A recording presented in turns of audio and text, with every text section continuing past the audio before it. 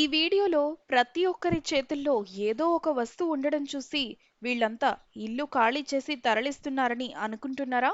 కాదు కాదు.